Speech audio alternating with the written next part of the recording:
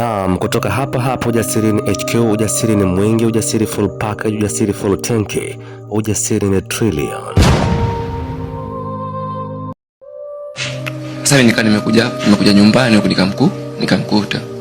Sasa kumkuta nikamwambia Simba, kwa nini imekuwa hivyo kakaangu? Kwa nini tunabishana hivyo? Yaishi.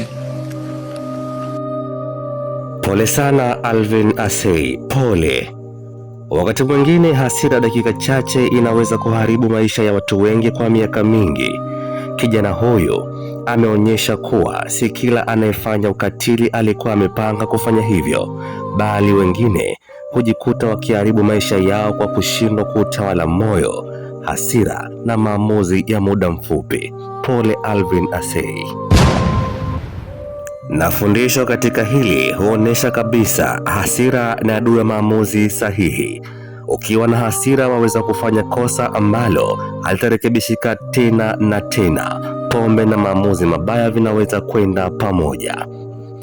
Mara nyingi mtu akiwa amelewa hupoteza uwezo wa kufikiri kwa utulivu na mwisho hufanya vitu vya kujutia maisha yake yote. Pole Alvin Asei. Na abadan, majuto hayarudishi maisha ya mtu.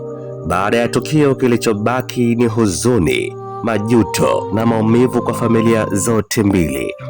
Kuna nguvu kubwa kwenye kujizuia. Sio kila ugomvi unahitaji kujibiwa kwa nguvu kubwa kwelikweli. Wakati mwingine kuondoka eneo la tukio ndiyo ushindi mkubwa. Pole Alvin Asei.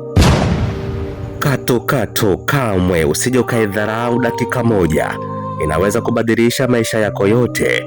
Leo unaweza kuwa huru, kesho ukaingia kwenye matatizo makubwa kwa sababu ya uamuzi mmoja mbaya.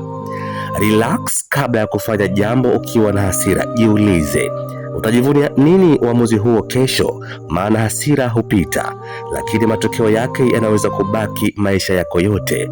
Pole Alvin Asei, King Kito.